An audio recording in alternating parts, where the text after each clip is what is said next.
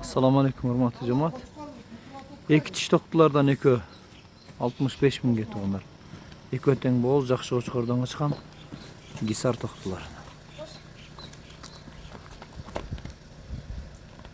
Aydap koyun arkını ver. Karagulca'da baytalayır. Kuyruklar açık, jakşı uçkurdan kaçkanlar. Karagulca'da baytalayırında onlar. Dastavka bardık vakıtda.